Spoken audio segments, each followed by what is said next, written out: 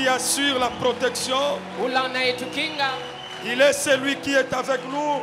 yeye aliyekuwa pamoja nasi, Il est celui qui marche avec nous. yeye anayetembea pamoja Nous nasi. t'acclamons, Seigneur. Tunakushangilia Bwana. Reçois toute la gloire. Pokea utukufu wote. Reçois l'honneur. Pokea Tu heshima. es Dieu. Wewe ni Mungu. Il n'y a point de Dieu comme Na toi. hakuna Mungu kama Tu wewe. restes le même.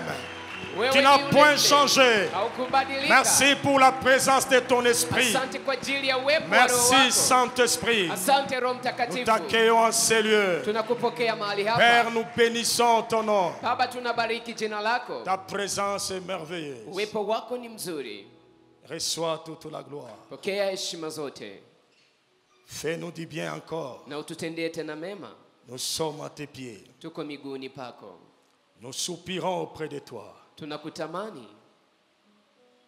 Atteins tes objectifs ce soir. Fikia lengo zako jioni ya leo. Que personne ne rate ta visitation. Na pasiwe mtu atakayekosa kutembelewa nawe. Nous sommes là pour cela. Tuko hapa kwa ajili ya hiyo Et tu vas le faire. na utaifanya. Bénis ta parole dans nos cœurs. Bariki neno lako mioni mwetu Et conduis les restes na uongoze inayobaki pour la gloire de ton nom. kwa ajili ya utukufu wa jina lako.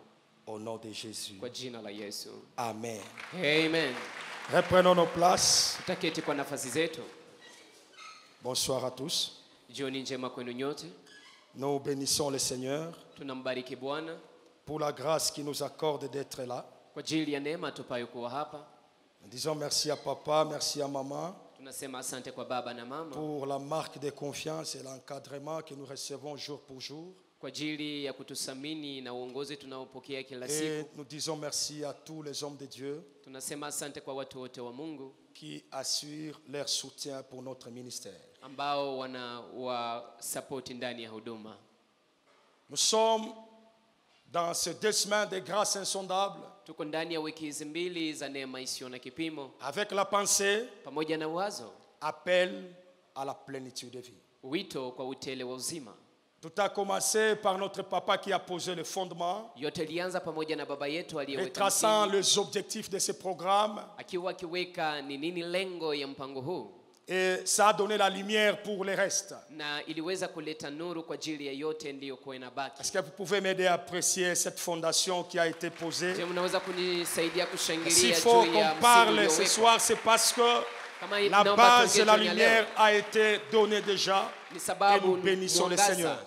na msingi imeshawekwa tayari. Ça n'est suivi par le bien-aimé, notre frère Prince Moudekereza. Na mpendwa wetu ndugu Prince Mudekereza alifuata. Combien il nous a édifiés, nous a bénis. Alitujenga na kutubariki sana. Il nous a amenés à comprendre la plénitude. Alitupeleka kuelewa ni nini utele. Et surtout en touchant ces 3 domaines. Na zaidi sana akigusa hivyo viwanja tatu. La plénitude dans l'être, Utele ndani ya la utu, plénitude dans la voix utele ndani ya mali, et la plénitude dans le fait. na utele ndani ya Combien kutenda. c'était merveilleux. Na ilikuwa mzuri. Aide-moi à apprécier la grâce de cet homme. Unisaidie kushangilia neema ya Nous mtu sommes huyu. bien nourris et nous étions bénis. Tulilishwa vizuri na Et tulibarikiwa. jusqu'hier, Na mpaka jana l'homme de Dieu, le docteur Rémi Bissaga, mtu wa Mungu mwalimu était en Remi train d'aborder Bisaga un autre chapitre alikuwa akizungumzia kipengele kingine et entrer aux obstacles ambacho kinaambatana na à la vizuizo plénitude de vie. kwa utele wa uzima. Combien nous étions bénis. Mara ngapi tumebarikiwa? Combien nous étions nourris, instruits, Mara édifiés. ngapi tuliweza kulishwa Aide-moi à na apprécier kujengwa? la grâce de Dieu. Unisaidie sur kufurahia cet homme. neema iliyo juu ya mtu huyu, Et là où il est, là où ils sont, que Dieu ajoute encore. na mahali alipoacha Mungu aongeze tena. Alléluia. Amina. Je me demande qu'est-ce qu'il faut dire encore. Sasa najiuliza nitaongea tena nini? Est-ce qu'il faut qu'on prie? Kama inaomba tuombe, On va beaucoup prier. tutaomba sana. Mais le Seigneur a déposé une pensée dans mon cœur. Lakini Bwana ameweka wazo moyoni mwangu Je vais le partager depuis aujourd'hui. na nitaweza kuizungumzia kuanzia leo, Et par la grâce de Dieu, je le clôture dimanche. na kwa neema ya Mungu tutamalizia siku ya Mungu. Si du moins le Seigneur Jésus ne revient pas avant dimanche. Kama Bwana Yesu hajarudi mbele ya siku ya Mungu. Et le thème, je l'intitule Na mada yangu inakuwa La plénitude du Saint-Esprit, utele wa Roho Mtakatifu, un impératif pour impacter dans les derniers jours. umuhimu ama kitu ambacho ni shuti ili kwamba tuweze kushawishi kwa siku za La mwisho. plénitude du Saint-Esprit. Utele wa Roho Mtakatifu Un impératif kama vile shurti pour impacter dans le dernier jour. kwa ajili ya kushawishi kwa siku za mwisho. 4 textes de base Tunaandiko nous nne sont za proposés. msingi. 2 Timothée chapitre 3, le premier verset. Timotheo wa pili 3 mstari wake wa kwanza. 1 Timothée chapitre 4, le premier verset. Timotheo wa kwanza 4 mstari wake wa kwanza. Jean chapitre 7, Yohana 7 le verset 37 à 39. mstari wake wa 37 hadi Et le 39. dernier verset, Na shairi la mwisho nous serons en train de lire Ésaïe chapitre 12, tutakuwa tukisoma Isaya le 12 verset 3 mstari wake wa 3 au verset 6. hadi mstari wake wa 6. Je lis dans le nom de Jésus. Nasoma kwa jina la Yesu. 2 Timothée chapitre 3, le premier verset. Timotheo wa pili 3 mstari wake La wa parole de kwanza. Dieu dit ceci. Neno la Mungu lasema hivi: Sache que ujue ya dans kwamba les derniers jours, kwa siku za mwisho il y aura des temps difficiles. kutakuwa wakati mgumu. Sache Ujue que dans les derniers jours, ya kwamba kwa siku za mwisho il y aura des temps difficiles. kutakuwa wakati mgumu, Et c'est le temps que nous traversons. na ni muda huu tunaopitia. Les temps ne sont pas bons. Wakati sio mzuri, Et les temps ne sont pas à notre portée. na wakati kabisa haiko chini ya uongozi wetu.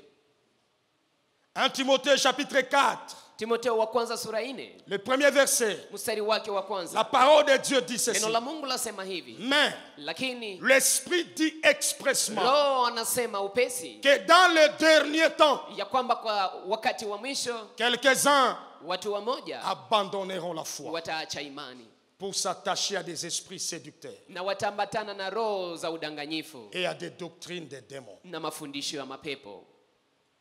Soulignez les derniers temps. Unaweza kuweka kistari chini ya wakati wa mwisho. Il y a même des gens qui risqueront d'abandonner la foi. Kuna watu ambao wataacha hata imani. Mais ma prière ce soir, que cela ne soit pas ton partage. Lakini ombi langu jioni ya leo ile isikufikie.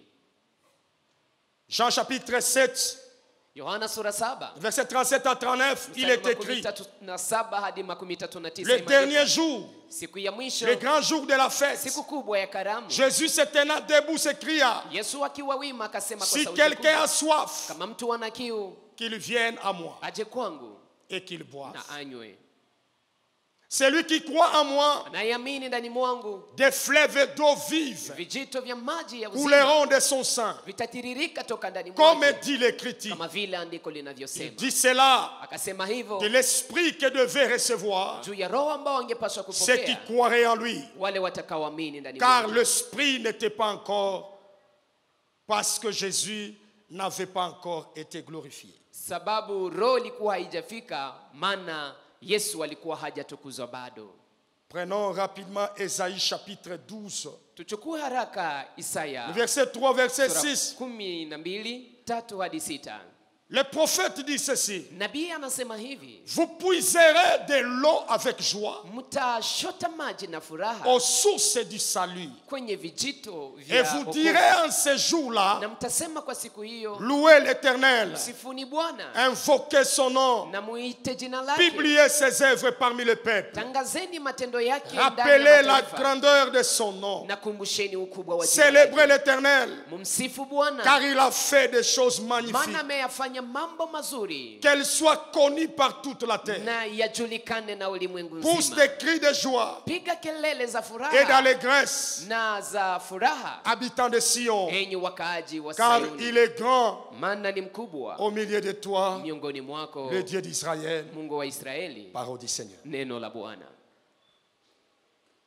Pour bien comprendre cet enseignement, Kwa kuelewa vizuri mafundisho haya, je l'ai réparti en 3 points. nimeiweka ndani ya nukta 3. Le premier point, Nukta ya kwanza, je parlerai de la raison d'être de mon enseignement. nitazungumzia lengo ama sababu ya kuwa ya mafundisho Pourquoi yangu. parler de ce thème? Sababu gani tuzungumzie La mada hii? plénitude du Saint-Esprit, Utele wa Roho un Mtakatifu, impératif ujazo wa Roho pour Mtakatifu, impacter dans les derniers jours. shuti ili kwamba tuweze kushawishi kwa siku za mwisho. Pourquoi ce thème? Sababu gani mada hii? Deuxième point, Nukta ya pili, nous serons en train de voir ensemble tutakuwa tukiona pamoja 4 mystères de fleuve de vie. siri 4 za vijito vya maji. 4 mystères Siri 4 des fleuves de vie. za vijito vya maji. Et le dernier point, Na nukta ya mwisho je serai en train d'aborder nitakuwa nikizungumzia 3 buts majeurs lengo tatu kubwa de la plénitude d'huile de la veuve. za ujazo ama utele wa mafuta ya mjane. 3 buts majeurs Lengo tatu kubwa de la plénitude d'huile de la veuve. za utele wa mafuta ya mwanamke mjane. La plénitude du Saint-Esprit, Utele wa Roho Mtakatifu. un impératif pour impacter dans les derniers jours. Shuti kwa ajili ya kushawishi kwa siku za mwisho. Pourquoi ce thème? Sababu gani mada hii? Je note une seule raison d'être. Ninakuwa tu na sababu moja. La raison d'être Sababu moja de cet enseignement ya kuwa kwa mafundisho est haya d'amener tout chrétien ni kumleta kila Mkristo à désirer atamani la plénitude d'onction utele wa upako en vue d'impacter dans les derniers jours. ili kwamba aweze kushawishi kwa siku za mwisho. L'objectif de mon enseignement, Lengo la mafundisho yangu, l'objectif de mon intervention, lengo la mahubiri yangu c'est d'amener tout ni chrétien kumleta kila à Mkristo désirer atamani la plénitude d'onction utele wa upako en vue d'impacter dans ili le dernier kwamba jour. aweze kushawishi kwa siku za J'aimerais mwisho. dire dans l'entrée de jeu, Ningependa niseme hapa il n'y a usoni pas d'impact dans les derniers jours ya kwamba hawezi kushawishi kwa siku za sans la mwisho plénitude d'onction. kama hauna ujazo wa upako. Nous devons désirer cela. Tunapaswa S'il y a kuitamani. des choses que tu dois soupirer Kama kuna vitu ambavyo unapaswa pendant ces kutamani 6 sana, jours qui restent dans le muda wa programme, siku hizi sita mon zinazofanya frère, ndani ya ma mpango, soeur, ndugu yangu, dada est yangu, sur la plénitude. tamani ujazo wa Roho Mtakatifu. 3 choses à comprendre sur les désirs. Vitu tatu Parlons des tunapaswa désirs. kuelewa juu ya kutamani. Je note 3 choses ici. Na weka hapa vitu vitatu. La première des choses, Kitu cha kwanza, le désir d'une personne hitaji ya matamaa ya mtu révèle son identité. inafunua yeye ni Qu'est-ce nani. que tu désires? Unatamani nini? Pour savoir qui tu es, Ili wajue wewe ni on nani. le découvrira au Tutaigundua travers ce que tu désires, kufuatana na hilo ce qui unayotamani, monte dans ton cœur. inayopanda moyoni mwako. Le désir d'une personne Tamaa ya mtu révèle son identité. inafunua yeye ni nani. Psaume chapitre 73, Zaburi 73 le verset 15. mstari wake wa Le 15. chanteur Asaph, Na hapa mwimbaji pendant qu'il est en Asafu, train de voir wakati iko naona les païens prospérer, wapagani les wakiendelea, injustes aller de l'avant, wale wasio wenye haki tout en wakienda craignant mbele, Dieu, akiwa Asaph Mungu. commence à se dire, Na Asafu anasema, est-ce que c'est en vain que je purifie mon âme? je, ni kwa bure nimetakasa nafsi Pourquoi yangu? je mène une telle vie? Sababu gani naishi Je maisha suis kama beaucoup haya? édifié par le verset 15. Lakini najengwa sana na mstari wa dit 15. ceci. Anasema hivi, Si je disais, nikisema je vais parler comme eux, nitaongea kama wao, voici, je trahirai la race de tes enfants. tazama nitakuwa nimesaliti tayari kabila la Qu'est-ce qui wana wako. monte en lui? Nini napanda La ndani mwake? connaissance de son identité. Kujua yeye ni nani, Étant la race de Dieu, kama vile wa kabila la Mungu il désire autrement les choses. anatamani mambo yaliyo tofauti. Ton désir Tamaa yako révélera qui tu es. itafunua wewe ni nani. En tant qu'enfant de Dieu, Kama vile watoto wa le Mungu, temps où nous traversons, wakati tunaoipitia sans désirer la plénitude d'esprit, bila kutamani utele wa Roho, on n'ira nulle part. hatutaenda fasi. Deuxième chose à comprendre sur le désir, Kitu cha pili tunachopaswa c'est que le kuelewa désir d'une personne kwamba tamaa ya mtu révèle le niveau de sa maturité spirituelle. inaonyesha ngazi ya kukomaa kwake kwa Ce que kiroho. tu désires, Unachokitamani ça révèle le niveau de ta maturité spirituelle. inafunua, inaonyesha ngazi ya kukomaa kwako kiroho. Un homme mature dans la Bible, Mtu ambaye anakomaa moja ndani ya l'apôtre Biblia Paul, anakuwa mtume Paulo. dans Galates chapitre 4, verset 19, Ndani ya Wagalatia 4:19 il ne désire pas une autre chose. hatamani kitu kingine. Il dit aux chrétiens de Galates, Anawaambia Wakristo wa il dit, Galati- mes enfants, pour Galatia, qui j'éprouve de nouveau les douleurs anasema d'enfantement, watoto wangu ambao unasikia uchungu wa kuzaa, son désir, il dit, anasema tamaa jusqu'à yangu, ce que Christ hitaji yangu ni soit kwamba formé en vous. Kristo ajengwe ndani mwenu. Je ne désire pas autre chose, Sitamani kitu mais ce qui kingine, monte dans mon cœur, lakini kinachopanda que moyoni Christ mwangu soit formé ni en vous. kwamba Kristo aweze kujengwa ndani mwenu. Ce que tu désires Unachokitamani révèle kinaonyesha le niveau de ta maturité spirituelle. ni nini ngazi ya kukomaa kwako kwa kiroho. Marc chapitre 9, Marko sura 9 le verset 33-35. mstari wake wa 13 Les disciples de Jésus arrivent à Capernaum. Wanafunzi wa Yesu wanafika Ils sont en Kapernaum train de discuter. na wako wanazungumza. Un désir montre dans leur Na cœur. kuna hitaji inayopanda Ils moyoni mwao. désirent être les plus grands. Kuna kuwa tamaa ya kukuwa Quelqu'un mkubwa dit zaidi qui ya sera wengine. le plus grand parmi nous? Na mmoja anasema nani atakuwa Le mkubwa désir miongoni mwetu? qu'a fait les disciples Tamaa waliokuwa dans nayo leur wanafunzi, dimension d'immaturité, ndani ya ngazi yao ya kutokomaa, ils ne comprenaient pas c'est quoi la grandeur. walikuwa hawajaelewa bado ni nini Et kukomaa. voyaient le positionnement de gloire. Wao walikuwa wanaona cheo cha utukufu. Mais quand le Seigneur Jésus Lakini arrive, wakati Bwana Yesu il leur anafika, pose la question, anawauliza de swali, quoi vous étiez en train de parler? mulikuwa mkizungumzia nini? Et il dit, Na wanasema celui qui veut être grand, anayetamani kuwa mkubwa, premièrement, ya kwanza il sera le dernier. atakuwa wa mwisho, Et celui qui veut être grand, na atakayetamani kuwa il sera mkubwa le serviteur de atakuwa tous. mtumishi wa wote. Il est possible de désirer certaines choses Yawezekana utamani vitu fulani sans comprendre bila kuelewa leur contenu. nini inayokuwa ndani.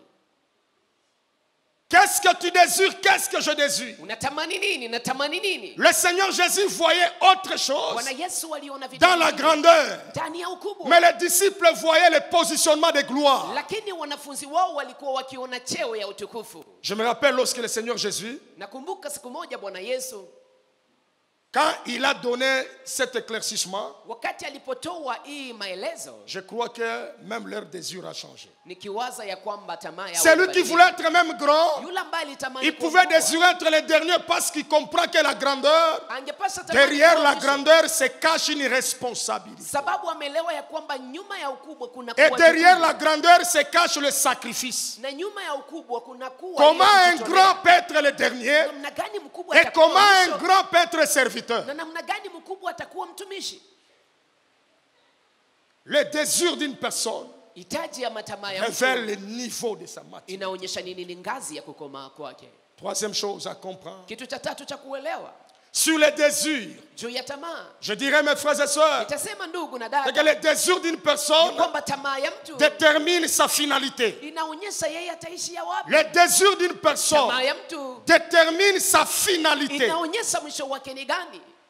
Sans être un prophète des malheurs, Bila kuwa nabii lorsque ya vous ole, analysez wakati le unachunguza désir qui monte dans le cœur de quelqu'un, tamaa inayopanda ndani ya moyo wa mtu, les sages peuvent vous dire, wenye hekima wanaweza cette kukuambia personne mtu huyu finira comme ça. ataimaliza namna hivi. Le désir d'une personne Tamaa ya mtu révèle ou inafunua détermine ama inaonyesha sa finalité. mwisho wake itakuwa Il y a namna deux gani. personnes qui me bénissent dans la Bible. Kuna watu wawili wanaonibariki ndani La ya Biblia. première, c'est dans Ruth, chapitre 1er, Mtu mmoja ni ndani ya Ruta sura le moja verset 8 à mstari 18. wake wa 8 hadi 18. Il y a Ruth Kuna Ruta et sa sœur Orpa. na kuna dada yake Elles Orpa. ont perdu toutes de leurs maris. Wote wawili wamepoteza waume zao Leur beau-père est mort. na baba yao mkwe amekufa Elle reste avec Naomi. na wanabaki tu na Naomi veut rentrer dans son pays. na Naomi anatafuta kurudi Toutes ndani ya les nchi deux yake. se mettent à suivre Naomi. Na wale wawili wote wanatafuta kumfuata Naomi leur dit, Naomi anawaambia, mais je suis vieille.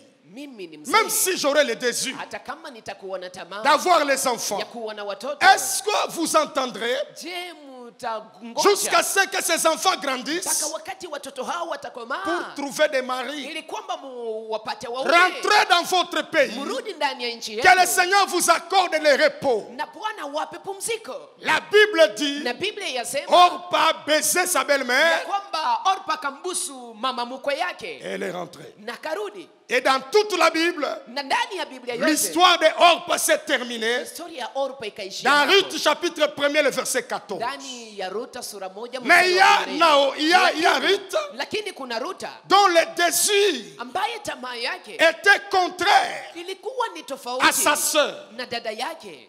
Et Ruth dit à Naomi, Na Ruta akamwambia Naomi, là où tu iras, mahali utakapokwenda j'irai. nami nitaenda, là où tu mourras, mahali je utakapokufa mourrai. nitakufia hapo. Ton peuple Taifa lako sera mon peuple litakuwa taifa et langu, ton na Dieu Mungu wako sera mon atakuwa Dieu. Mungu wangu. Le désir Tamaa qui montait dans le cœur de Ruth iliyopanda ndani ya moyo wa avait Ruta provoqué le changement de son histoire ilileta mabadiliko ya à historia 3 yake niveaux. kwa ngazi tatu. Le premier niveau, Ngazi ya kwanza ça a changé ikabadilisha son statut ikabadilisha de la nafasi yake. malédiction à la bénédiction Alikuwa ndani ya laana akaendea baraka, en devenant même akiwa l'ancêtre du Seigneur Jésus mojawapo ya mababu za Yesu sur la lignée de la généalogie. kwenye ukoo wa de kizazi Christ.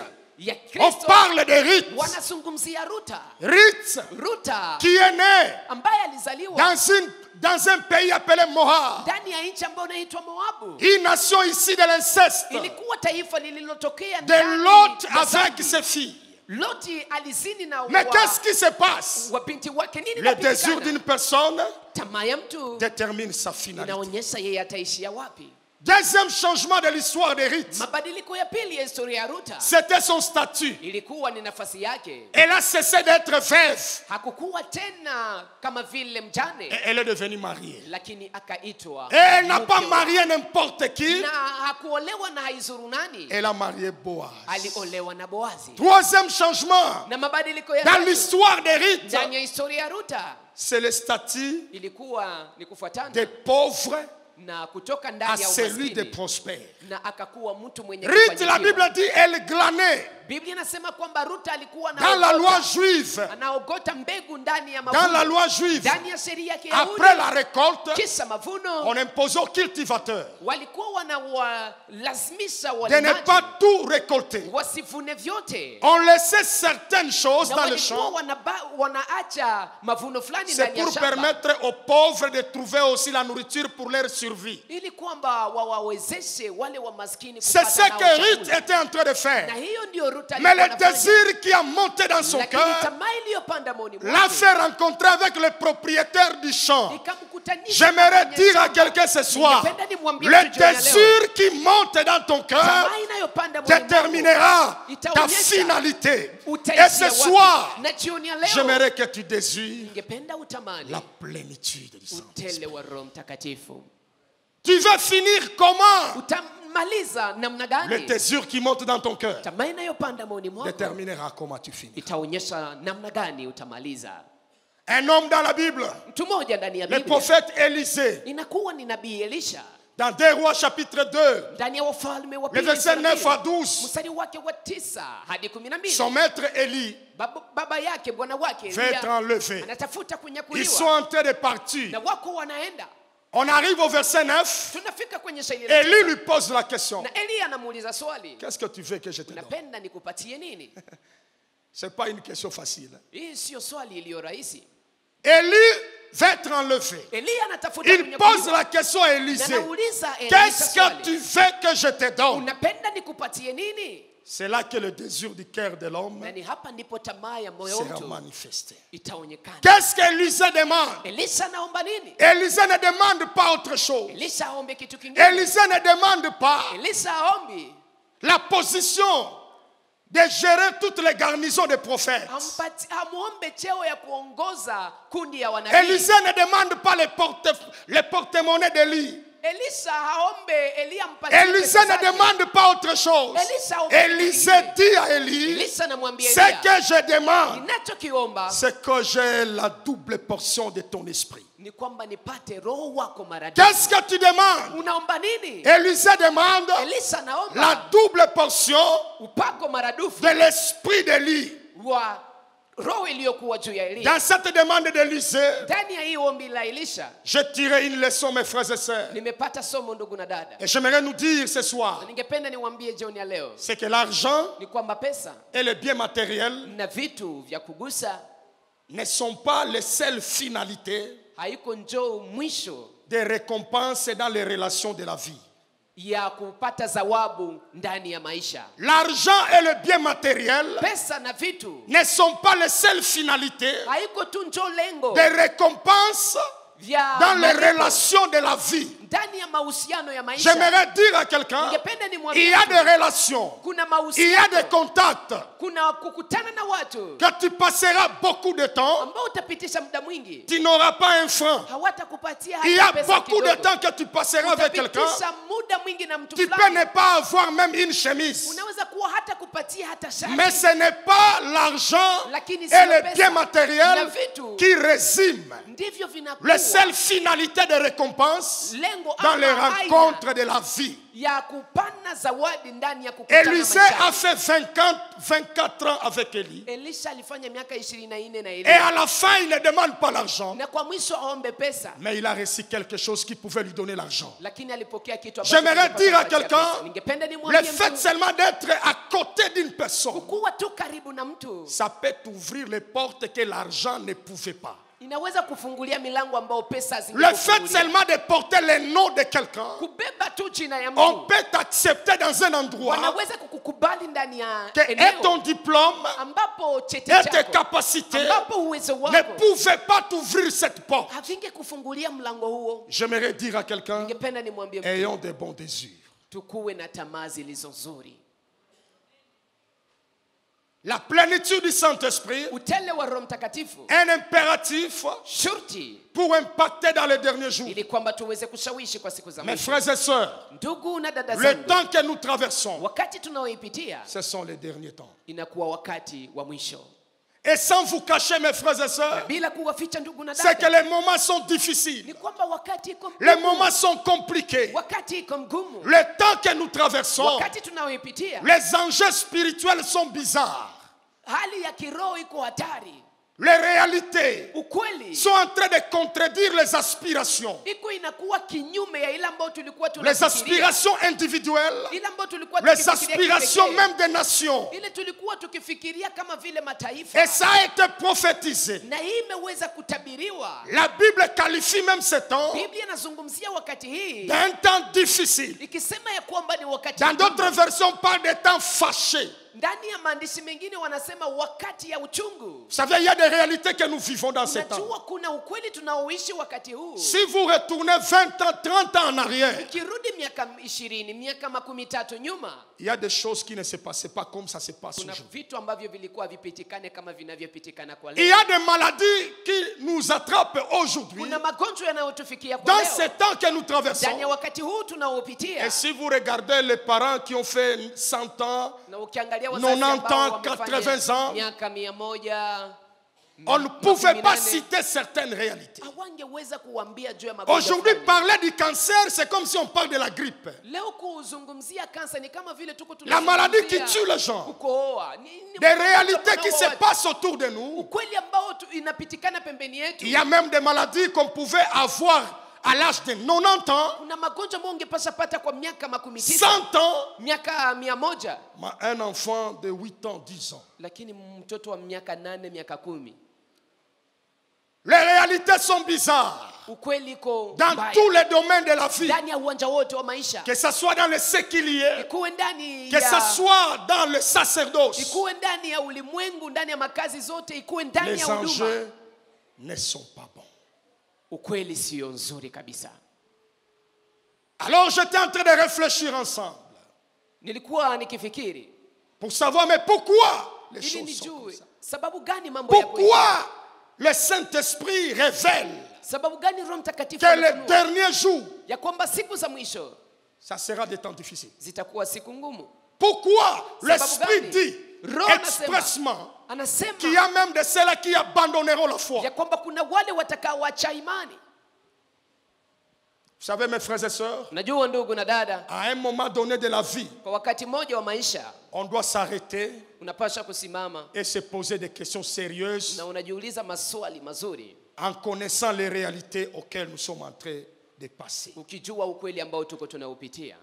Avoir la mentalité de tout rejeter en bloc, Kukuwa na akili ya kukataa vyote ça ne résout pas les problèmes. haitatatua shida. Monter non plus dans les émotions Kupanda ndani ya hisia pour développer une forme de pensée positive ili kwamba ukuwe na mawazo ya sans kuweza tu affronter les vrais problèmes, bila kupambana na ça shida ne ya kweli, résout pas non ile plus ces nayo problèmes. haitatatua shida. Pourquoi ces temps sont difficiles? Sababu gani wakati hii ni wakati mgumu? J'ai trouvé deux raisons. Nimepata sababu mbili. Pourquoi ces temps sont difficiles? Sababu gani wakati hii ni wakati mgumu? On ne saura pas demander la plénitude Hatutaweza kuomba sans utele commencer par les commencements. bila kuanzia kwa mwanzo. Sinon, nous risquons de prier pour prier. Mais j'aimerais Tunaweza préparer kuomba quelqu'un kwa kuomba tu. à désirer ce soir la plénitude du Saint-Esprit. Lakini ningependa nimwombe mtu Mais on jioni doit leo comprendre atamani les enjeux utele wa qui Roho nous Mtakatifu. poussent à cela. Lakini tunapaswa kuelewa ni nini sababu zinazotusukuma huko. Première raison, Sababu ya kwanza c'est que l'Église s'investit ni kwamba kanisa linajiwekeza pour la dernière récolte d'âmes.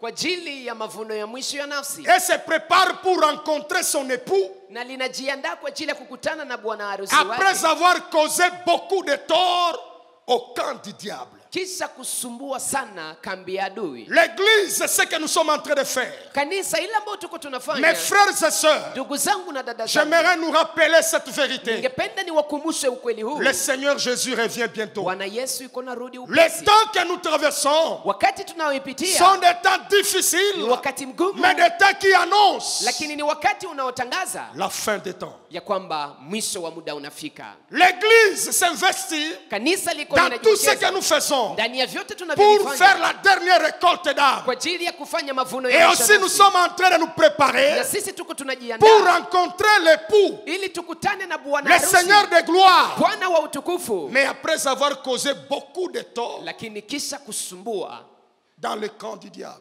kambi ya adui shetani. J'aimerais dire à quelqu'un ce soir, Ningependa nimwambie mtu quand jioni ya tu leo, pries, wakati unaomba, j'envoie les feux, natuma moto, je détruis. ninaharibu. Même quand tes yeux physiques ne voient rien, Hata wakati macho yako ya kimwili il y a haioni kitu, beaucoup de dégâts qui se passent dans le camp. kuna madhara kubwa yanayopitikana ndani ya kambi ya adui.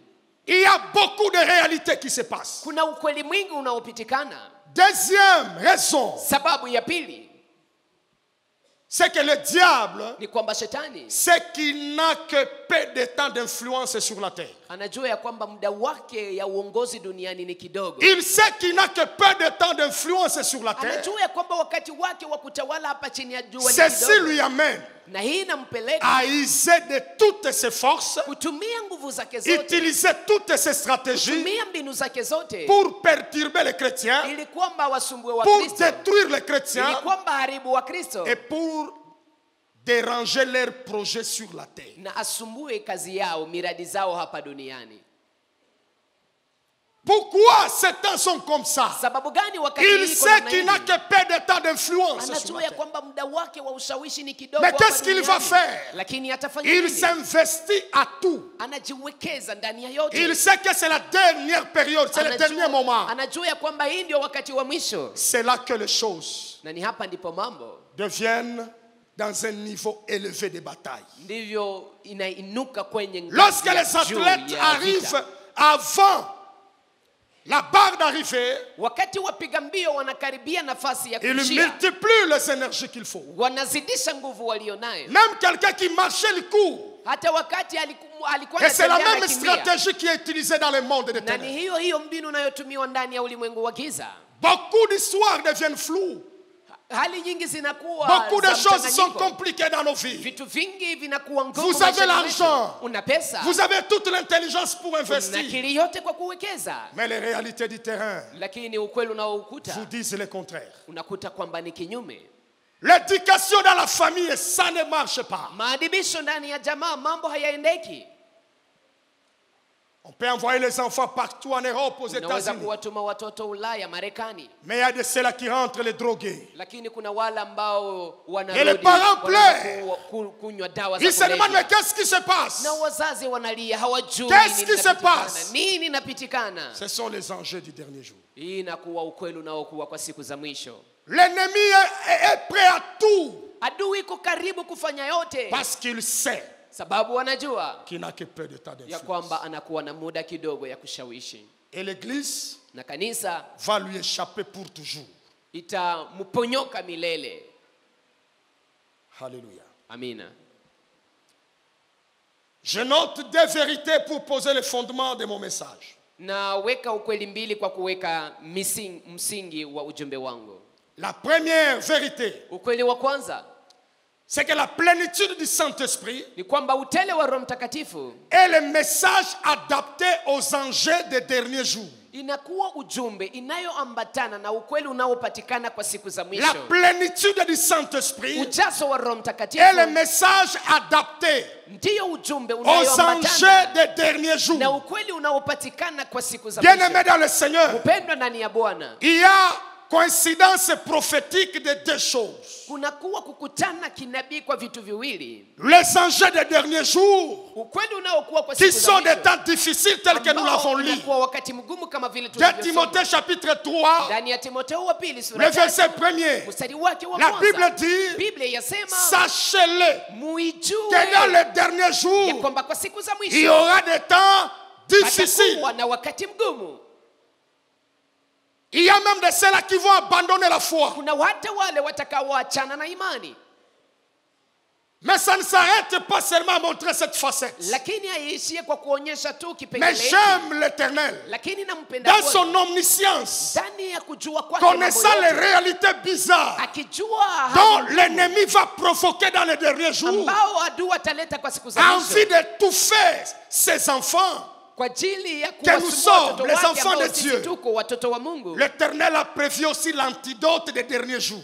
Bwana ameandaa pia dawa ya siku za mwisho. C'est là que la Bible dit, Na hapa ndipo dans Biblia Actes inasema des Apôtres, dès le verset 17, ndani ya Matendo ya Mitume dans mbili les mstari derniers 17, jours, kwa siku za mwisho dit l'Éternel, asema Bwana, je répandrai mon esprit. nitamwanga roho wangu. Il est prévu des temps difficiles, Imeandaliwa kwamba kutakuwa mais il wakati est aussi prévu lakini imeandaliwa la pia plénitude du ya Saint-Esprit. kwamba ujazo wa Roho Mtakatifu utakuwa. Sans la plénitude du Na bila Saint-Esprit, ujazo wa Roho Mtakatifu on ne saura pas subsister dans les derniers jours. hawezi weza kuishi J'aimerais kwa siku dire za à mwisho. quelqu'un, Ningependa nimwambie mtu il est prévu imeandaliwa que tu ne sois pas victime dans les derniers jours. ya kwamba usikuwe wa kuteswa Il kwa est siku za prévu mwisho. Imeandaliwa que tu influences, kwamba usawishi que tu impactes, wendo kasawishi malgré les réalités bizarres des derniers jours. kijalisi hali Mais zilizongumu kwa qu'est-ce siku qui za va mwisho. nous amener Lakini nini à tatupeleka influencer, kushawishi à impacter kushawishi dans les derniers jours, kwa siku za mwisho malgré les réalités spirituelles bizarres? kijalisi ukweli wa kiroho ambao ni ngumu C'est la plénitude du Saint-Esprit. inakuwa ujazo wa Roho Mtakatifu. Aide-moi à dire aux voisins, Nisaidie kuambia jirani, ce soir, jioni ya leo je vais désirer la plénitude. nitahitaji ujazo. Vous savez, certaines choses, il faut comprendre, mes frères Unajua et sœurs. vitu fulani naomba kuelewa ndugu na dada. Vous savez, le christianisme, Unajua Ukristo c'est pas des choses de... On déclare, on sio fait des vitu vya choses kutangaza, unafanya mambo sans comprendre les Bila enjeux kuelewa. de l'air. ni nini na kuwa ukweli wa muda. Vous savez, lorsque vous dites à quelqu'un, Unajua wakati unaambia mtu allons-y, demain ça va aller, twende kesho mambo itakuwa vizuri, il va partir. sataenda Après-demain, ça va aller. na kesho tena vitaendeka, Après-demain, ça va aller. na kesho yake tena Et vitaendeka, si ça fait 6 mois, 6 ans, na kisha kifanya miezi il sita, sera miaka sita, découragé.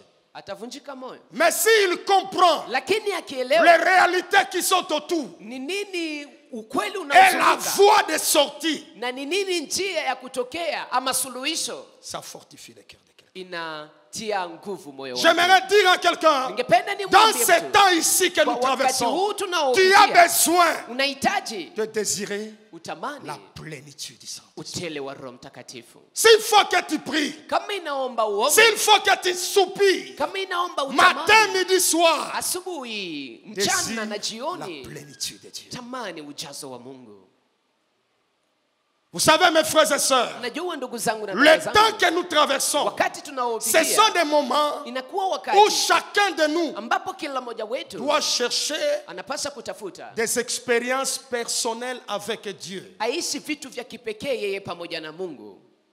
Tu dois chercher à expérimenter ce Dieu-là. Unapaswa kutafuta kumwishi Lorsque nous Mungu. parlons de Daniel, Tunapozungumzia lorsque Danieli, nous parlons de Paul, tunapozungumzia lorsque Paulo, nous parlons de Pierre, tunapozungumzia Petro, bien-aimés dans le Seigneur, mpendwa ndani ya ce ne Bwana, sont pas des mythes, haiko tu hadithi, ce sont des réalités. ni ukweli Et c'est le même Dieu, na ni Mungu c'est huyo le même huyo. esprit. Ni huyo huyo Roho, Bien-aimés dans le Seigneur, mpendwa ndani ya c'est le Bwana, même esprit. ni huyo huyo Roho. Pourquoi ça ne se passe pas à ce temps-ci? Sababu gani sasa ipitikane kwa wakati huu? Vous savez, mes frères et sœurs, Mnajua ndugu zangu na dada zangu, le témoignage des autres ushuhuda wa watu wengine édifie. inajenga, Comme il est écrit dans Ésaïe 8, le verset 20. kama vile maandiko À ndani la ya loi Isaya et au 8, témoignage. 20. Si l'on ne parle pas ainsi, il n'y aura point d'aurore pour le peuple. kwa Le sheria na ushuhuda, témoignage kama de waongea quelqu'un. hivi hakutakuwa pambazuko Quand kwa celui sheria te nchi. parle comment il a expérimenté Dieu, Wakati mtu anakuambia namna gani Ça ameishi édifie. Mungu, inajenga. mais lakini son propre témoignage ushuhuda wako wewe mwenyewe donne l'assurance inakupatia et la uhakika capacité morale na uwezo kiakili d'affronter les défis de la vie. wa kupambana na matatizo ya maisha. Lorsque tu as tes propres expériences, Wakati una vitu ambavyo umeishi, il y a une assurance qui monte dans ton una cœur. uhakika ambao unapanda moyoni mwako. Quand David est devant Saül, Wakati Daudi iko mbele ya Saulo, Saül est en train de le regarder comme un jeune. Saulo anamwangalia Il lui kama dit, mais qu'est-ce que kijana. tu peux faire? Anamwambia wewe unaweza kufanya nini? Goliath, Goliath c'est un guerrier depuis son jeune ni âge. shujaa tangu kijana, Mais ce qui a aidé David, lakini iliyomsaidia Daudi c'était son expérience passée. ilikuwa ni vitu Il a ambavyo alivishi dit zamani. au roi Saül, Alimwambia mfalme Saulo, le Dieu Mungu qui m'a délivré dans la ambaye brousse, alinifungua huko ndani ya devant pori, l'ours et le lion, mbele ya dubu il na en simba, sera de même atafanya hivyo devant hivyo ces Philistins, mbele ya humu Filistini, devant ces Philistins Goliath. mbele ya humu Filistini Goliati. Vous savez, Mnajua dans la bataille spirituelle, ndani ya vita vya kiroho vous pouvez être vaincu unaweza kushindwa ou vous pouvez vaincre ama unaweza kushinda avant de livrer la bataille. mbele ya kupigana vita. Les combats spirituels se passent d'abord dans l'état d'esprit. Vita ya kiroho inapitikana kwanza ndani ya akili. C'est là que ça se passe. Na ni hapa ndipo Ce n'est mambo pas d'abord yanaanzia. dire des mots sorts. Haiko kwanza kusema C'est pepo pas toka. crier. Haiko Ce n'est pas kulalamika. taper les mains. Haiko kupiga C'est mikono. l'attitude d'esprit de celui qui parle. Inakuwa kwanza hali ya Avec akili ya quelle unayeomba. assurance tu as. Ni pamoja na uhakika gani C'est là unao. que Na ni hapo ça ndipo va arriver à un moment itafika wakati où tu fulani disais le Dieu d'Abraham, ambapo ulikuwa unasema le Mungu wa Dieu Abrahamu, d'Isaac. Mungu wa Isaka. Mais ça arrivera à un Lakini temps, itafika wakati tu ambapo diras, utasema mon Dieu, Mungu wangu, le Dieu que je vis, Mungu le ninayemwishi, Dieu que j'ai vécu à Mungu l'hôpital, ambaye nilimwishi pendant que les hospitalini, médecins disaient, wakati je vais mganga alisema ya mourir, kwamba le nitakufa, Dieu que j'ai invoqué, Mungu ambaye pendant que nilimwita, j'étais dans l'avion, wakati nilikuwa le ndani Dieu ya ndege, là, Mungu mes huyo frères et sœurs, ndugu na dada, sur le plan spirituel, kwa ngazi ya kiroho, le Dieu là d'Abraham que tu invoques, ule Mungu wa Abrahamu c'est bon, unayemwita ni vizuri, mais l'expérience que tu as vécue à l'hôpital là, lakini ile ambayo umeishi c'est hospitalini mieux. inakuwa bora zaidi. J'aimerais dire à quelqu'un, Ningependa nimwambie mtu, désire le Saint-Esprit. tamani Roho Mtakatifu, Cherche des expériences personnelles. tafuta kuishi vitu Les vya temps sont kipekee na compliqués. Mungu. Wakati iko mgumu, Et ce soir, na jioni ya leo il a prévu ça. ameandaa hiyo, Et il va répandre son esprit. na ataweza kumimina roho wake. Gloire à Dieu. Amen. Deuxième vérité avant que nous puissions prier. Ukweli wa pili mbele tuombe, Il est impossible haiwezekani de vivre la plénitude de vie kuishi utele wa uzima sans l'action de l'esprit de vie. bila kazi ya roho wa uzima. Il est impossible Haiwezekani de vivre kuishi la plénitude de vie utele wa uzima sans l'action de l'esprit de vie. bila kazi ya matendo Si ya roho wa l'esprit uzima. de vie Kama roho wa n'est uzima pas en action, haiko il natumika, n'y aura pas plénitude de vie. hakuna utele wa uzima. Quelqu'un doit désirer l'action Tu de l'esprit. anapaswa kutamani sana Genèse utele chapitre 2, le verset 7. L'Éternel wa crée Roho Adam. Mtakatifu. Il forma son corps Mungu akamuumba Adamu na Mais la kutengeneza Bible dit- mwili wake, na Biblia inasema et il souffla. akapulizia, Il lui a créé. akamuumba, Il forme le corps. anatengeneza Mais mwili qu'est-ce qui se wake. passe dans Lakini Adam? nini inapitikana? Il fallait Iliomba l'action de l'esprit de vie. kazi ya roho wa Ce uzima, qui a fait d'Adam na hiyo ndio ilifanya Adamu une âme vivante. kuwa nafsi iliyo Un hai, être vivant. akakuwa mtu aliye hai. Qu'est-ce qui se passe, mes frères? Nini inapitikana ndugu zangu? La plénitude de vie Utele wa uzima viendra de l'esprit de vie. itakuja kutokea roho wa Et uzima, sans la plénitude du Saint-Esprit, na bila utele wa Roho il Mtakatifu n'y aura pas plénitude de vie. apata kuwa na utele wa Il uzima. faut désirer Yaomba l'action kutamani de l'Esprit de Dieu kazi ya roho wa pour Mungu, qu'on arrive à ce que nous désirons. ili kwamba tufikie vile Et même pour que nous tunavyovitamani, puissions jouir ce que nous désirons. na ili kwamba tuweze kufurahia vile tunavyovitamani. Gloire à Dieu. Utukufu kwa Mungu. Dans cette vérité, je note trois choses rapidement. Ndani ya ukweli huu naweka vitu vitatu. Premièrement, haraka. l'action de l'Esprit Kwanza, kazi ya roho donne la provision à une personne inalepatia mtu akiba afin d'imposer son influence dans une entité. ili kwamba aweke utawala C'est l'action du ushawishi wake Saint-Esprit. ndani ya eneo fulani. C'est l'action du Saint-Esprit Ni kazi ya Roho qui donne la provision. ndio nakupatia J'aimerais akiba. dire à quelqu'un, Ningependa nimwambie il mtu te donnera la provision ce soir atakupatia akiba afin jioni que tu leo, influences ili kwamba dans le ushawishi milieu où tu te trouves, ndani ya nafasi ambapo dans le uko, domaine de ta ndani destinée. ya uwanja wa Il hatima faut yako. l'onction de Dieu. Naomba upako wa Mungu. Actes des Apôtres chapitre 5, Matendo ya le Mitume verset sura 12 à tano, 16. mstari wa 12 hadi Ça 16. m'étonne quand je lis ces passages. Inanishangaza On naposoma prend neno. les malades Wanatua et on les wagonjwa. place sur la route Na wanawapeleka kwenye pour barabara que même l'ombrage de ili pierre kwamba hata kivuli puisse cha pepo guérir le malade kiwaponya wagonjwa. par la main.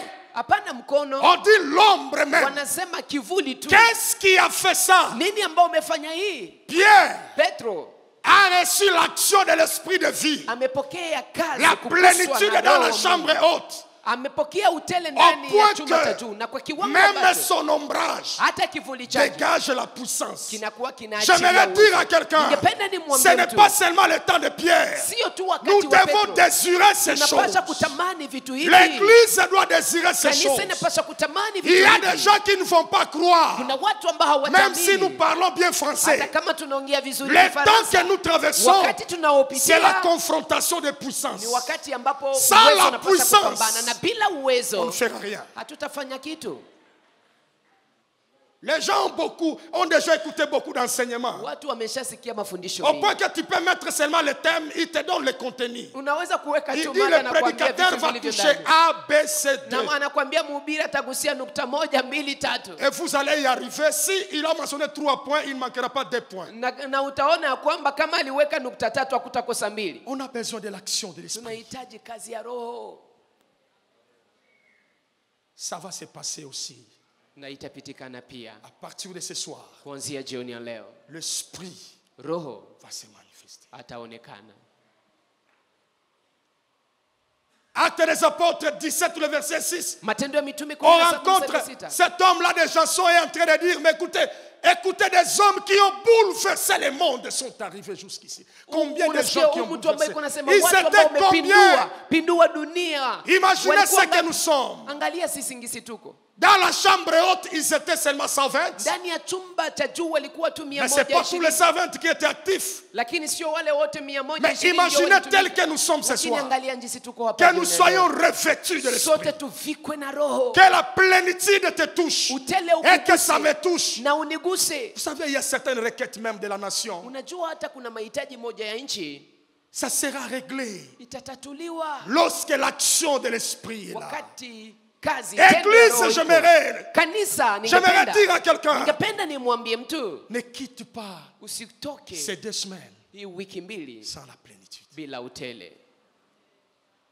Ça ne te servira à rien. Haitakutoshelea kwa Il y a kitu. des niveaux où tu ne passeras pas avec tout ce que tu as comme connaissance. Kuna ngazi ambazo utavuka Il kupitia faut l'action du ujuzi Saint-Esprit. ulionao. Il Inaomba faut tendo la ya Roho. plénitude du Inaomba Saint-Esprit. ujazo wa Roho Mtakatifu. Désire cela ce soir. Tamani hiyo jioni ya leo. Deuxième chose à dire. Kitu cha pili cha kusema, Le Saint-Esprit n'exclut personne Roho dans ses Mtakatifu actions. haimtoshe mtu ndani ya matendo yake. Actes des Apôtres 2, 38 et 39. Matendo ya Mitume La Bible a dit, 2, la makumi promesse tatu na est pour mbili, vous makumi tatu na tisa. et pour vos enfants Neno la et Mungu pour lasema le ahadi plus iko grand chini nombre yenu que le kwa Seigneur watoto appellera. wenu na wengi zaidi kama vile Bwana J'aimerais atakavyowaita. dire à quelqu'un, Ningependa nimwambie mtu, tu es concerné par l'action de l'Esprit. unahusika na matendo na Si kazi tu ya as Roho déjà Mtakatifu. cru au Seigneur Jésus Kama umeshaamini Bwana Yesu comme Seigneur et Sauveur, kama vile Bwana na Mwokozi, tu es prévu. umeandaliwa Et la provision est tellement suffisante. na akiba inatosha, Et tu en auras ta part ce soir. na jioni ya leo utapata gao lako. Troisième chose, Kitu cha tatu l'action du Saint-Esprit ni kwamba kazi ya Roho Mtakatifu est souvent incitée par la soif inaletwa mara na kiu de la personne qui veut l'expérimenter. ya mtu ambaye anahitaji aishi. L'action du Saint-Esprit Kazi ya Roho Mtakatifu est souvent incitée inaletwa mara par la soif na kiu de la personne qui veut l'expérimenter. ya mtu ambaye anatamani kuishi. Si tu veux expérimenter Kama unahitaji kuishi l'action du Saint-Esprit, kazi ya Roho dans ta Mtakatifu vie, ndani ya maisha yako, ça dépendra de ta soif. italingana na kiu C'est là yako. que notre texte de Na base, ni hapa ndipo andiko letu la dans msingi. Jean chapitre 7, Ndani ya Yohana le sura saba, Seigneur dit, Bwana le anasema dernier jour, siku za le mwisho, grand jour de la siku fête, kubwa, siku ya mwisho, siku il kubwa ya dit, karamu, akasema celui qui a soif, aliye na kiu, les fleuves d'eau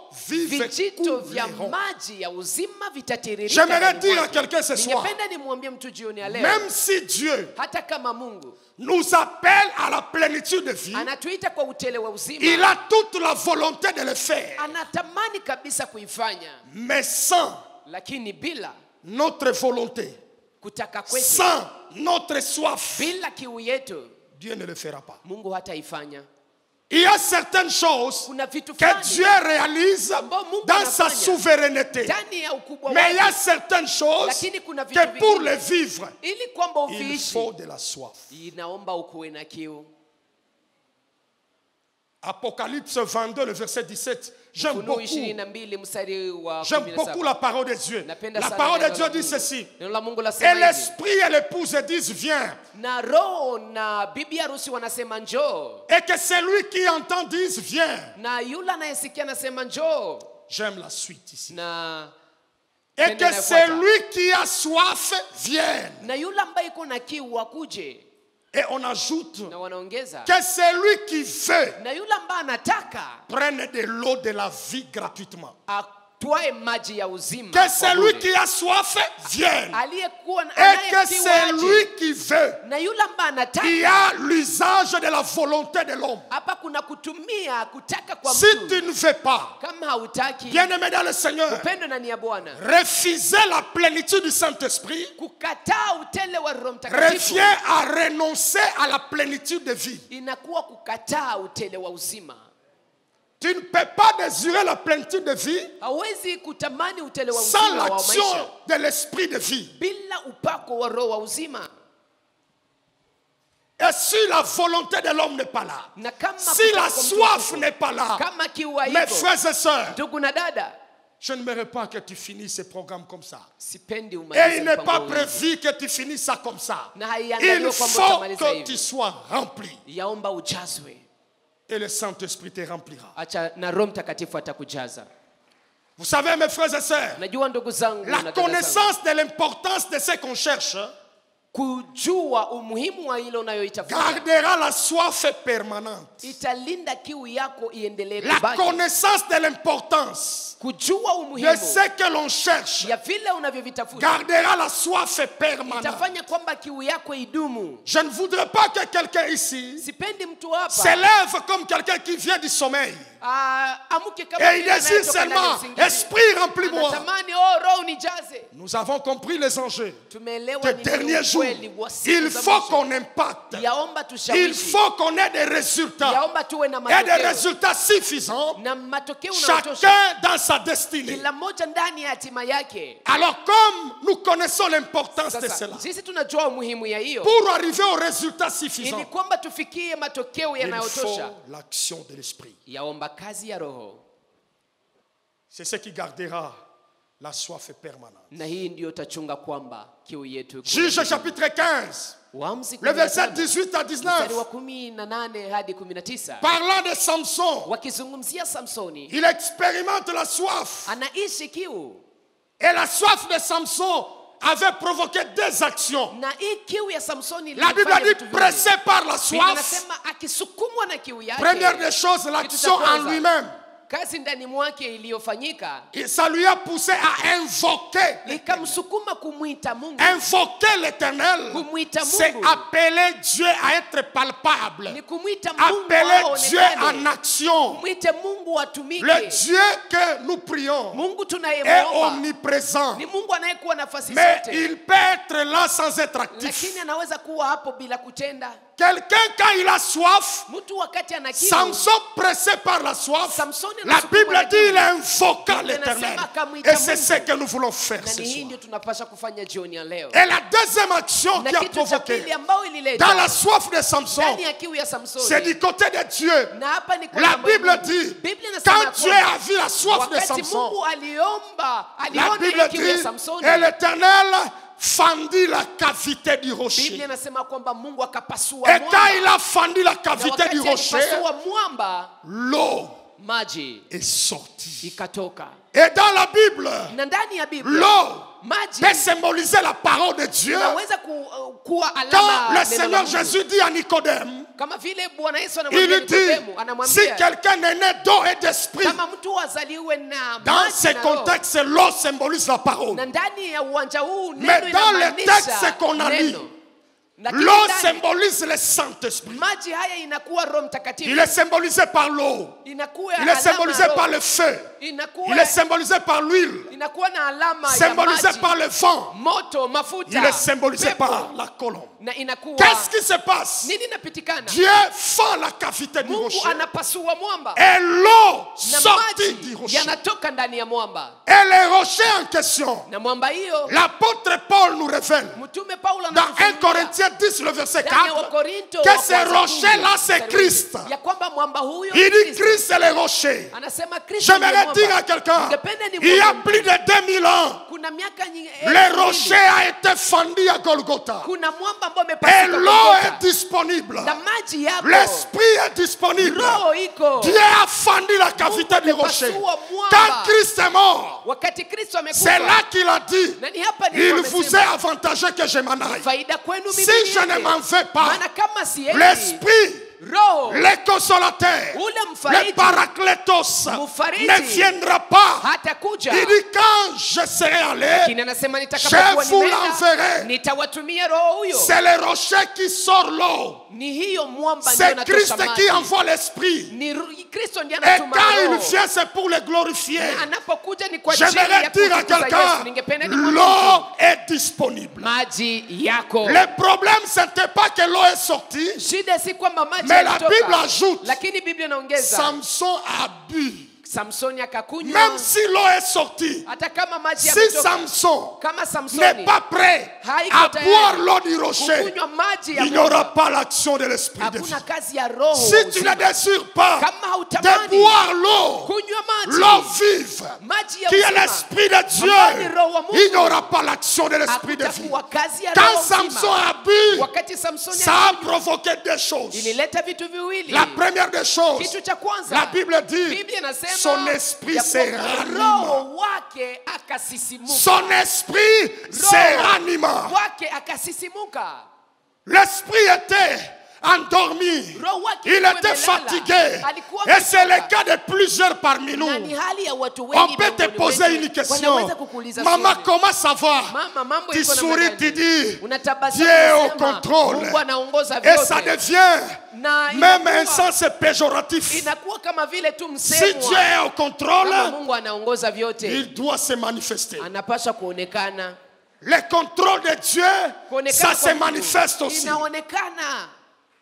Il est au contrôle. Anaongoza Il a vyote. créé toutes choses. Ameumba kila Mais nous, kitu. nous avons besoin d'un contrôle palpable et particulier. Lakini sisi tunahitaji Et j'aimerais uongozi dire à ambao quelqu'un, tunaweza kugusa, na ningependa Il nimwambie faut que mtu, tu palpes ce Dieu-là. yaomba umguse huyo L'esprit Mungu. se ranima. Roho wake L'esprit akasisimuka. de quelqu'un qui était fatigué. Roho ya mtu ambaye À alikuwa cause amechoka. du contact avec Sababu l'esprit ya ce soir, kukutana na roho jioni ya leo, tu vas recevoir une autre énergie spirituelle. utapokea nguvu ingine ya kiroho. Nous sommes à Kampala, Tuko Kampala au début des grâces insondables. kwa mwanzo wa neema isiyo na kipimo. Il fallait que j'intervienne la première semaine. Iliomba ni ubiri wiki ya kwanza, J'introduis na weka kiingilio. mon enseignement le dimanche 26 novembre. Mafundisho yangu ilikuwa ni siku ya Mungu Pendant tarehe que je 26 commençais à mwezi poser wa l'introduction 11. comme aujourd'hui, Wakati nilikuwa naweka kiingilio kama leo, l'esprit m'arrête. Roho ananisimamisha, Il m'a dit il faut prier pour les malades. ananiambia ombea wagonjwa. J'ai dit à ceux-là qui étaient malades, levez-vous. Nikaambia wale ambao wanagonjwa msimame. Je ne savais pas ce qui s'est passé. Nilikuwa sijui ile ambao J'ai unapitia. prié, j'ai libéré la grâce. Nikaachilia neema, On a clôturé le programme. tukamaliza mpango. Le lundi, on avait programme de prière de 12h à 14h. Siku ya kwanza tulikuwa na mpango wa maombi kuanzia saa 6 hadi saa 8. Et nous étions à l'église, dans le temple, en train de prier. Na tulikuwa kanisani tukiomba Avec les intercesseurs. pamoja na waombaji. Je sens l'esprit me dire Na sikia Roho ananiambia de prier pour 2 dames. ya kuombea wa mama wawili. J'arrive à une dame, je suis en train de la poser la question. Na afikia mama mmoja na Qu'est-ce que tu veux que Dieu fasse pour toi? unapenda Mungu akufanyie La nini? personne pleure au lieu de parler. Mtu analia Il pahali y a pa des kusema. défis que les gens traversent. Hein. Kuna shida ambazo S'ils watu vous wanapitia. disent ça exactement, Wakikuambia hakika vous aurez compassion de ces gens-là. utasikilia huruma wale watu. Parfois, tu peux dire à quelqu'un, tu n'as pas la foi. Mara unaweza ambia mtu hauna C'est parce que imani. tu ne traverses pas ces Ni défis. sababu haupitie shida Qu'on te zake. donne ces mêmes défis, Wakupatie si hiyo tu hiyo vas te shida. lever le matin. Tutaona kama utaamka kesho asubuhi. Elle pleure. Analia. Je priais. Nikaomba. Je pars à la deuxième. Naenda kwa wapili. Je dis, qu'est-ce que tu veux que Dieu fasse pour toi? Nikamwambia unapenda Mungu akufanyie C'est nini? là qu'elle va me raconter. Ni hapa ndipo Elle atanihadithia. dit, je suis malade. Anasema anagonjwa. Elle avait un problème de la colonne vertébrale. Alikuwa na shida ya mshipa mgongo. Elle est de Goma, elle est partie à Kigali. Na alikuwa Goma, alienda Kigali. On a fait les examens, on a dit qu'il faut l'opération de la colonne vertébrale. Na walifanya uchunguzi wakamwambia kwamba Elle n'avait inaomba pas, wamfanyie elle upasuaji manquait la mgongo. capacité de soulever selon elle 2 kilos de viande. Na hangeweza kutoa Elle kilo ne 2 peut ya pas nyama. soulever ça. Hawezi weza kuinyangula. Des fortes douleurs à partir de la hanche jusqu'ici. Kulikuwa kabisa maumivu kubwa kutokea huku Elle kwenye quitte kiuno hadi Kigali kwenye avec les kichwa. clichés, elle part en Ouganda. Anatoka Kigali, anatoka na Elle yale arrive là, elle est en train de matokeo chercher. ya mtihani, On a anafika fait les Uganda. examens Na anafika huko et le wamefanya médecin mtihani. a dit la même chose. Na daktari akasema jambo hilo Il n'y a hilo. pas autre chose à faire Hakuna kitu que kingine cha kufanya l'opération de la colonne vertébrale. isipokuwa upasuaji wa mgongo Vous savez, il y wake. a certaines opérations, tu peux rester toute la vie sur la chaise roulante. Unajua kuna upasuaji maisha yote utabaki kwenye kinga. Elle pleure, Analia, elle est malade. anagonjwa. De deux, elle dit, je Na n'ai pas pili anasema, d'argent. sina pesa. Ce n'est pas des opérations comme kyste, appendicite, ce n'est pas ça. Haiko upasuaji kama vile appendicite. Qu'est-ce qui se passe? Nini inapitika? Mais elle va me dire une chose. Lakini ataniambia Elle dit, kitu mais moja. lorsque vous aviez dit Lakini wakati umesema que les malades se lèvent, ya kwamba je me wagonjwa suis wasimame, levé. na mimi nilisimama. Et pendant que tu priais, Na wakati j'ai uliomba senti une force entrer en moi. nikasikia nguvu inaingia Je ndani commence à mwangu. sentir des souplexes. Mimi naanza sikia kwamba mimi nakuwa Mais je lui ai nguvu dit, mais kidogo. comment tu Lakini te sens? namwambia, namna gani Comme unajisikia? auparavant. Unajisikia Elle kama a dit, il y a mbele? encore des douleurs ici. Anasema ningali na maumivu Je hapa. lui ai dit, on va prier. Nikamwambia tutaomba.